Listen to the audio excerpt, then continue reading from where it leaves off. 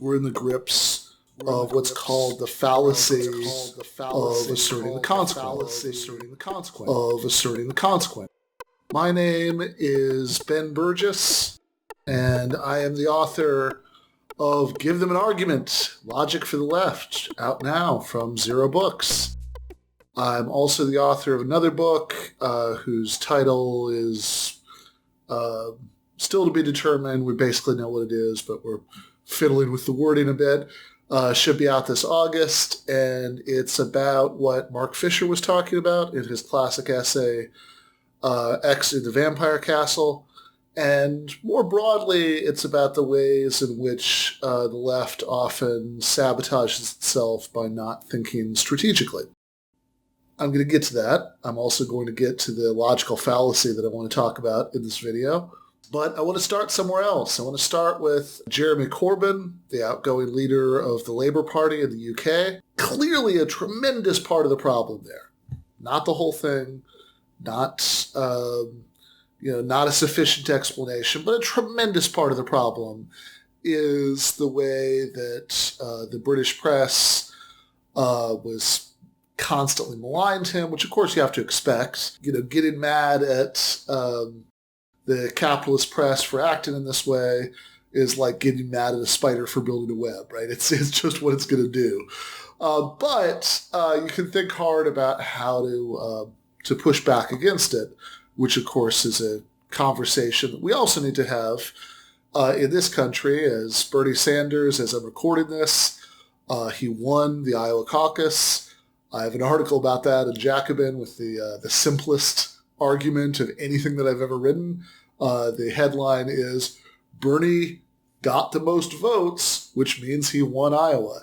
So he won Iowa, he won New Hampshire. I'm cautiously optimistic about Nevada. I'm actually flying out to Nevada in a few days to canvass for him. As Bernie is piling up wins, the slander machine in this country is going to go into overdrive, trying to come up with absurdities that they can pin on him. Recently, I've seen a little revival of people like Bill Kristol, for example, tweeting out a highly edited video of the press conference that Bernie Sanders, then mayor of Burlington, gave upon his trip to Burlington's sister city in the USSR in 1988 with his wife Jane and a few others. When we were in Moscow, for example, I think most of the people here also were extremely impressed by their public transportation system. The stations themselves were absolutely beautiful, including many works of art, chandeliers that were beautiful. It was a very, very effective system. As anyone who has two brain cells to rub together will not be surprised to hear, the editing of this video is very misleading because it leaves in the things that he praises the Soviets for, the things he says they got right, some good cultural programming, some very impressive subway stations, but it leaves out all of his criticisms of the Soviet Union. He talks about the bad condition of the hospitals, which, I don't think he got into all of this in the press conference, but, you can link some of these things with the way that consumer needs were really devalued by Soviet planners in favor of heavy industrial development, with the idea that the consumer needs would sort of come long term, but that even extended to things like hospitals or housing. He mentions the housing shortages, and he also criticizes the Soviet Union for the lack of political democracy. Bernie Sanders visited a foreign country, and he said some positive things about the positive aspects of the society, and he said some negative things about the negative aspects of the society, almost like he was an adult who could handle multiple thoughts at the same time. And that brings me to something I was thinking about in a very different context recently due to an interaction that I had online. In the larger context, doesn't matter. I'll spare you the lefty Twitter drama.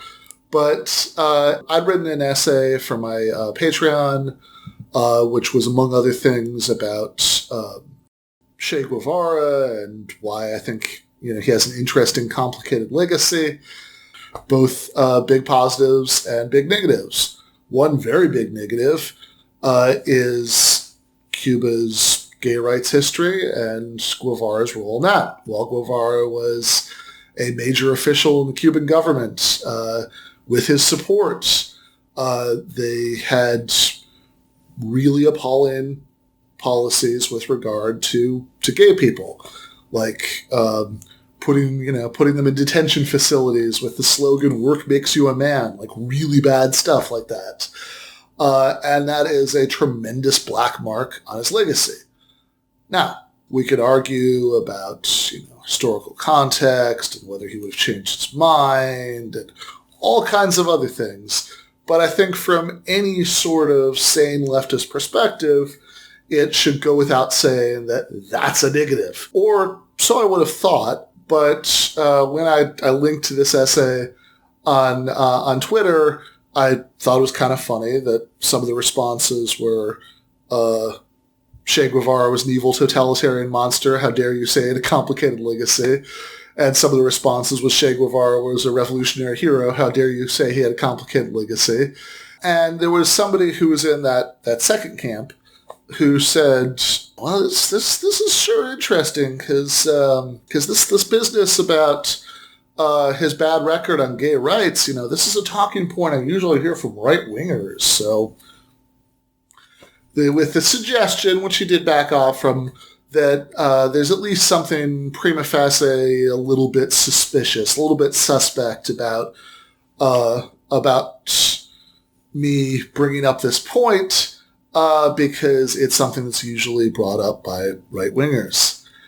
This is a really bad, really dangerous way to think. My intention is not to shame this anonymous Twitter user. We all have bad moments like this. But I do want to think a little bit harder about what's going on here. Because in discussions of what Mark Fisher called the vampire's castle, what's more commonly referred to as cancel culture, which is a term I'm willing to use. Remember, the cancelers were the ones who started calling what they were doing canceling in the first place. But I'll also admit that it's a somewhat inaccurate term. A more accurate term would be something like denunciation culture or shaming culture. Whatever it is, I think it's bad. Not because people are canceled in the sense that they're left without friends or supporters or income, but because it's emotionally toxic behavior that's profoundly alienating to persuadable people. And so if you care about achieving left-wing goals, it's counterproductive. It's bad. Okay.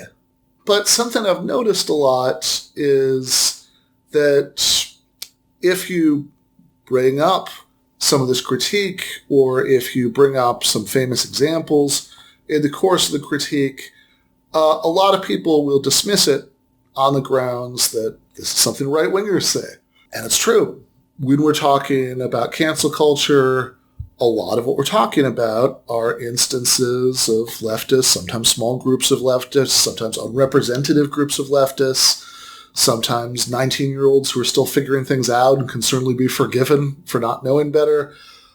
But we are often talking about leftists acting foolishly, and the right wing will very often weaponize these anecdotes for anti-left purposes, and the right-wing noise machine has tremendous reach. It's very loud, and so very often when left critics of cancel culture are talking about this stuff, people's first reaction is, I heard that from the right first, so it's like tarred by right-wingness, or maybe even, you say you're a left critic of this stuff, but I see through you because a lot of this stuff I first heard from the right.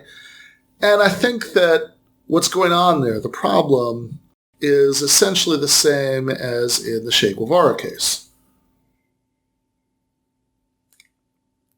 If you're going to make, a total judgment about Che Guevara's legacy, from a consistent left-wing perspective, where we do in fact care about things like gay rights, of course the gay rights part is going to factor into that.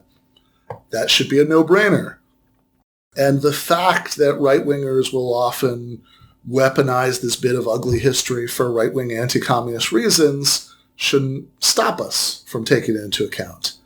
Similarly, the fact that right-wingers will often weaponize stories about cancel culture for their own anti-left purposes shouldn't stop us from embracing smart left-wing critiques of that phenomenon. And when it does, I think it's often because we're in the grips of what's called the fallacy of asserting the consequent, or something like it. The consequent is the then part of an if-then statement. So the fallacy of asserting the consequent is the logical mistake that we make when we take an if-then statement and we assert that, and then we assert the then part, and then we conclude the if part. Here's a little toy example. If Ted Cruz is currently president of the United States, or Republican is currently president of the United States. Second premise, a Republican is currently president of the United States. Conclusion, Ted Cruz is currently president of the United States. See how that doesn't follow? Yep, that's the fallacy of asserting the consequent. And I think something very similar is going on in these other cases where we at least implicitly reason from if the person I was talking to were a right-winger arguing in bad faith, they might bring up this point or that point or the other point. They have brought up those points. Therefore, they're not a real leftist. They're not really arguing from within the family about how best to achieve our shared goals. They're really stealth right-wingers. It's a bad way to argue. Try not to do that. We'll leave it there for this week. Cheers.